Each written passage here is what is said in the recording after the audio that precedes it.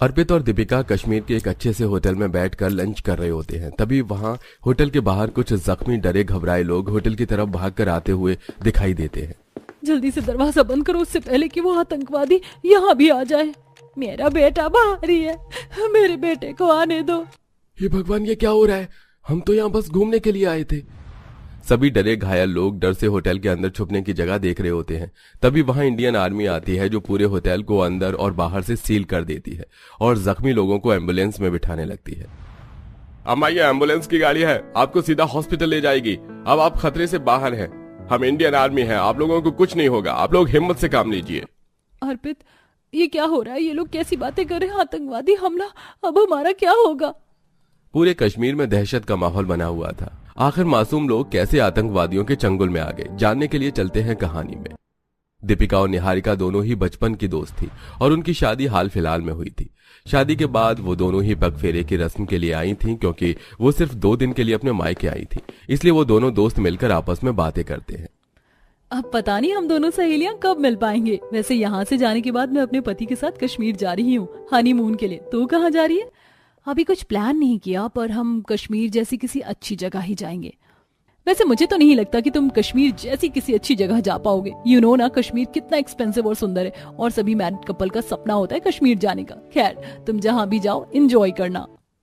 दीपिका की यह बात सुनकर निहारिका को बहुत बुरा लगता है और इसी तरह 2 दिन बीत जाते हैं। और जाने से पहले, आज तू भी अपनी ससुराल जा रही है और मैंने भी सोचा क्यों ना जाने से पहले तुझसे मिल लूं और तुझे ये भी बता दूं कि मैं कहाँ जा रही हूँ। मैं और मेरे पति ने डिसाइड कर लिया है कि हम मनाली से आगे चंद्रताल लेक देखने जा रहे हैं, वो भी किसी जन्नत से कम नहीं। ये तो बहुत अच्छी बात है, पर कश्मीर की तो बात ही अलग है। हम तो कश्मीर में सोनमर्ग से लेकर पहलगाम तक घूमेंगे। चंद्रताल भी बुरा नहीं है, उसके बारे में भी मैंने बहुत कुछ सुना है। उसके रास्ते भी बड़े ही एडवेंचर हैं और वैसे भी मुझे बर्फ से ज्यादा एडवेंचर वाली जगह पसंद है। मैं तो खुश हूँ। इस तरह दोनों ही दोस्त ससुराल जाने से पहले मिलती हैं और अपने अपने हनीमून की बातें करती हैं। जहां एक तरफ गरीब निहारिका चंद्रताल लेक की तारीफ कर रही होती है, तो वहीं दीपिका भी कश्मीर की बड़ी बड़ी बातें कर रही होती है। इसी तरह कुछ दिन बीत जाते हैं और दोनों ही दोस्त अपने ससुराल जाती हैं। बहुत 3-4 दिन बाद तुम्हें कश्मीर के लिए निकलना है। वहाँ बहुत बर्फबारी हुई है और काफी ज्यादा ठंड है। ये वाले स्वेटर और जूते वहाँ काम नहीं आने वाले, इसलिए मेरी मानो तो तुम कुछ गर्म कोट और मोटे जूते ले लो। हाँ भाभी, चलिए आज शाम को हम दोनों शॉपिंग करके आते हैं। दीपिका के साथ उसके घर वाले भी काफी खुश थे, तो वहीं निहारिका भी जाने की तैयारी में लग जाती है। भाभी, मैंने सुना है चंद्रताल लेक बहुत सुंदर है और वहाँ के रास्ते इतने हसीन है कि आपको वहाँ से जाने का दिल ही नहीं करेगा। आप रास्ते की भी फोटो जरूर लेना। वो सब तो ठीक है बहू, पर अपना और सूरज का ख्याल रखना। वहाँ के मौसम बदलते रहते हैं और हमारे घर से तुम पहले हो जो हनीमून के लिए जा रही हो। अच्छे से एंजॉय करना। वो सब तो ठीक है माँ जी, पर मुझे कुछ सामान भी लेना था। हाँ तो भाभी, मैं हूँ ना आपके साथ, चलिए बाहर शॉपिंग करके आते हैं। इस तरह निहारिका भी शॉपिंग करने के लिए अपनी नंद के साथ मार्केट जाती है और एक बार फिर दोनों दोस्त की मार्केट में मुलाकात होती है और दोनों बात करने के लिए एक छोटे से कैफे में जाकर बैठ जाते हैं।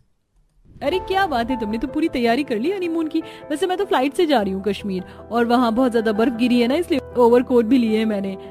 वैसे तुमने क्या क्या लिया है? चंद्रताल में बर्फ तो नहीं गिरी, पर वहाँ का मौसम काफी ठंडा रहता है, इसलिए मैंने भी कुछ मोटे कपड़े ले लिए हैं और जूते भी। और क्योंकि ना तो एयरपोर्ट है और ना ही ट्रेन, इसलिए हम अपनी खुद की गाड़ी से जा रहे हैं बुक करके। भाभी, घर के लिए लेट हो रहा है, आपको पैकिंग भी करनी है। हाँ भाभी, हमें भी लेट हो रहा है, चलिए चलते हैं। एक बार फिर दोनों दोस्त अपनी अपनी जगह की तारीफ करके वहां से चल पड़ती हैं और 2 दिन बाद दोनों ही दोस्त अपने अपने सामान की पैकिंग करते हुए एक दूसरे को वीडियो कॉल करती हैं। ये देख निहारिका, कश्मीर घूमने की मैंने पूरी तैयारी कर ली है। पूरे 3 ट्रॉली बैग है मेरे पास। अब तो मैं सीधा 8 दिन बाद ही आऊंगी। अरे यार, मेरा तो रास्ता ही इतना एडवेंचर भरा है कि मैं सोच रही हूँ कि कम से कम सामान लूँ, और मुझे फर्स्ट एड जैसे जरूरत के सामान चाहिए, इसलिए बस जरूरत की ही चीज रखी है। पर यार, मुझे तेरी फिक्र हो रही है। मैंने कश्मीर के बारे में बहुत कुछ सुना है। मैं तो अभी तुझे बोलती हूँ, कश्मीर के बदले तू कहीं और चली जा, अच्छी जगह। रहने दे, मैं समझ सकती हूँ मेरी कश्मीर जाने से तुझे जलन हो रही है, क्योंकि कश्मीर बहुत एक्सपेंसिव सुंदर जगह है और तू इतना अफोर्ड नहीं कर सकती। निहारिका की बात सुनकर दीपिका उसका मजाक बना देती है। अब इस तरह दोनों दोस्त बात करके हनीमून के लिए कुछ ही देर में निकल जाती हैं और कुछ ही देर में निहारिका चंद्रताल के लिए अपनी खुद की गाड़ी में बैठती है और बाहर का नजारा देखते हुए जाती है।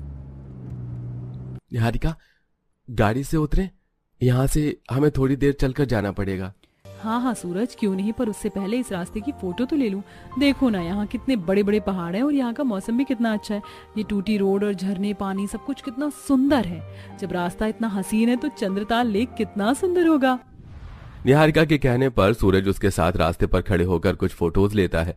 जहां एक तरफ निहारिका और सूरज चंद्रताल लेक पहुंचने वाले थे, तो वहीं दीपिका और अर्पित कश्मीर में अपने होटल पहुंचते हैं और होटल से सीधा सोनमर्ग के लिए निकलते हैं।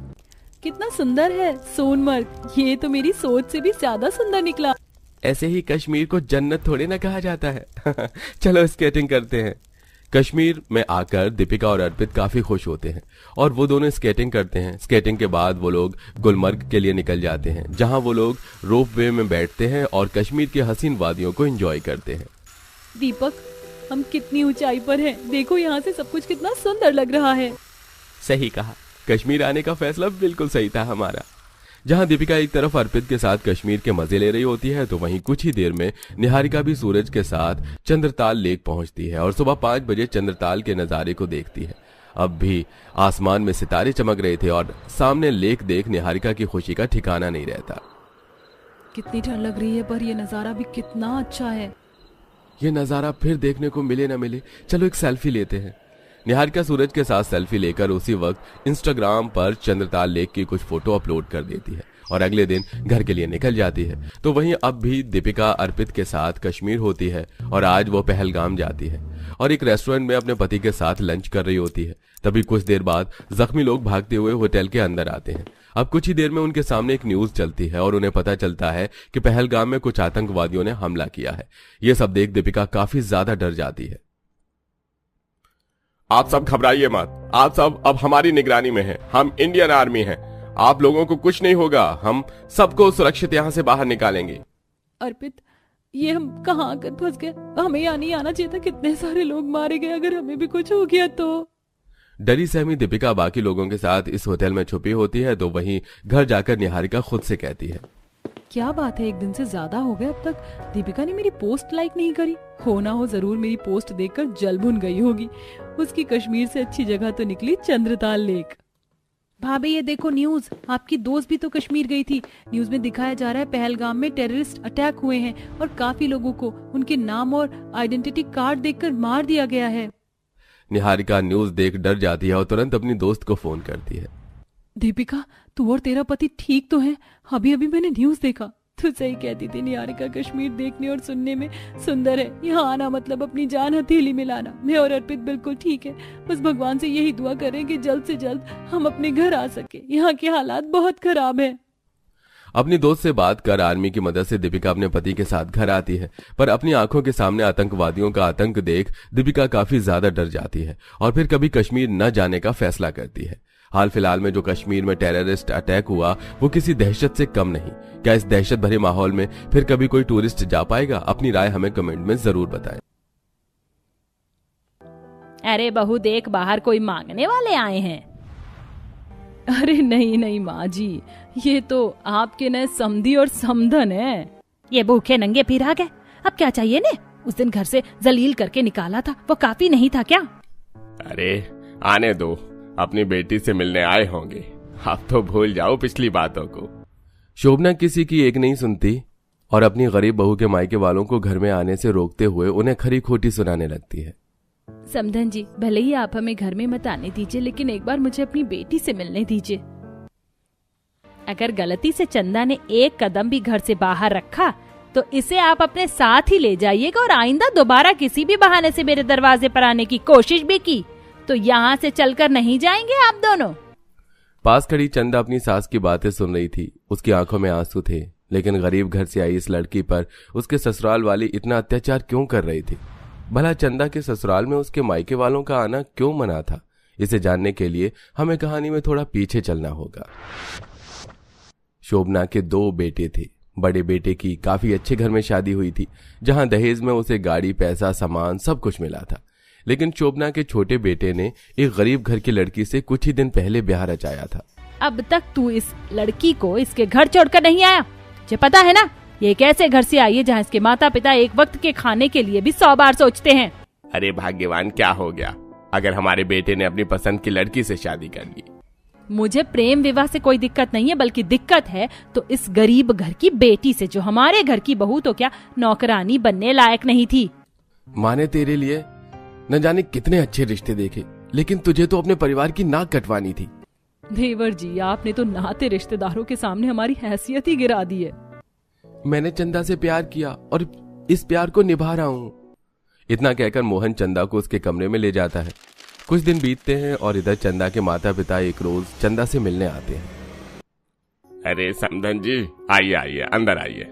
अरे मोहन बेटा, देख तो जरा कौन आया है। अरे नमस्ते माँ जी, नमस्ते पिताजी, आइए आइए। तभी वहां चंदा भी आ जाती है और अपनी माँ को देख आंखों में आंसू लिए गले लगा लेती है। बेटी, तू ठीक तो है ना? तुझे देखे काफी समय हो गया था, तू तो आई नहीं, तो मैंने सोचा मैं ही आ जाऊं तुझसे मिलने। तू ठीक तो है ना बेटा? अरे इन भूखे नंगे लोगों को अंदर आने किसने दिया? ये बड़ी सी हवेली मैंने इन लोगों के लिए तो नहीं बनवाई है। वैसे मैंने आप लोगों को कहीं देखा है? अरे माँ, हमारा ये घर इन लोगों ने ही तो बनाया है, मजदूर हैं ये लोग। अब तक तो हमें पता ही था कि मोहन ने गरीब घर की लड़की से शादी की है, और अब पता चल रहा है घर को बनाने वाले मजदूर की बेटी उठा लाया है। वैसे अमीर लोगों को फंसाने का अच्छा तरीका सिखाया था आपने अपनी बेटी को। खैर कोई बात नहीं, हमारा बेटा तो अब हमारे वश में कहाँ। ऐसा मत कहिए, इस प्रेम विवाह के खिलाफ हम भी नहीं जा सके। बच्चे एक दूसरे से प्यार करते थे। हाँ हाँ, क्यों नहीं। खैर छोड़िए, आपने अपनी बेटी से मिल लिया हो तो घर से निकलने का रास्ता सामने है। आइंदा से इस घर में कदम रखने से पहले अपनी हैसियत जरूर देख लेना। ये आप क्या कह रही है माँ? वो मेरे सास ससुर है। और मैं तेरी माँ, समझा तू? अभी के अभी इन्हें यहाँ से चले जाने के लिए कह दे, वरना मुझसे बुरा कोई नहीं होगा। नीलम और दिवाकर इतना जलील होने के बाद सिर झुकाकर अपनी बेटी के ससुराल से निकल जाते हैं, लेकिन चंदा को अपने माता पिता को इस तरह जलील होता हुआ देख काफी दुख होता है। अच्छी खातिरदारी की है माँ जी आपने अपने नए समधी और समधन की। हाँ हाँ, काहे के समधन समधी। अरे माँ जी, आपके समधी और समधन से याद आया, कल मेरे मम्मी पापा घर आ रहे हैं। अरे बहू, तो तूने बताया क्यों नहीं? बहुत काम है, समधी और समधन के लिए गेस्ट रूम साफ करवा देती हूँ। अब अगले ही दिन मधु के माता पिता आते हैं, जिनके आने की खुशी में घर में तरह तरह की मिठाइयाँ मंगवाई जाती हैं, पकवान और खाने पीने की चीजें बनाई जाती हैं और उनके रहने के लिए गेस्ट रूम सजाया जाता है। अरे समधन जी, आप तो हमारे आने पर इतनी खातिरदारी करती हैं जैसे हम आपके बेटे को देखने आए हों। अरे अब तो ये हमारा दामाद बन चुका है। और हमारी बेटी का भी भाग्य कितना अच्छा है जो इस घर में उसकी शादी हुई है। जहां एक तरफ मोहन के सास ससुर के घर में आने पर पाबंदी थी, वहीं शंकर के सास ससुर की खातिरदारी ऐसे की जाती जैसे वो घर में पहली बार आए हों। ये सब चंदा और मोहन को बहुत दुखता है। देख रही हो ना चंदा, तुम किस तरह से भैया के सास ससुर की खातिरदारी की जा रही है। जी हाँ, लेकिन कोई बात नहीं, माँ जी का गुस्सा भी जायज है। हमने उनके खिलाफ जाकर शादी भी तो की है। चंदा अब किचन में जाकर खाना बनाने लगती है। ऐसे ही समय बीत रहा था। चंदा के ससुराल में चंदा के मायके वालों का आना तो मना ही था, लेकिन चंदा भी अपने मायके नहीं जा सकती थी। समय बीतता है और चंदा गर्भवती होती है। अच्छा होगा, ज्यादा से ज्यादा अपना ध्यान रखेगी तो। माँ, मैं ये कह रहा था कि आप चंदा के माता पिता को यहाँ आने नहीं देंगी, तो क्या इस हालत में चंदा अपने मायके जा सकती है? अरे तो तू क्या चाहता है? उन भूखे नंगे लोगों के पास खुद के खाने के लिए एक वक्त का खाना नहीं है, वो इस आने वाले बच्चे को कुछ अच्छा खिलाएंगे? माँ, आप अगर चंदा को उसके मायके नहीं जाने देना चाहती तो कम से कम अच्छा तो बोल ही सकती हो ना। यह बातचीत चल ही रही होती है कि तभी नीलम और दिवाकर का आना होता है। वो अपने साथ बेटी की गोद भराई के लिए सामान लेकर आते हैं। बहू, बाहर जाकर देख जरा, कोई आवाज लगा रहा है, लगता है कोई मांगने वाला आया होगा।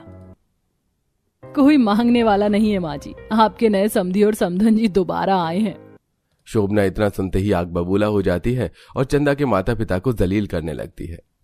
इतना जलील होने के बाद फिर से इसे घर में आने की हिम्मत तो देखो। और बहू, तू अपने भिखारी माँ बाप से कह दे दोबारा यहाँ ना आए।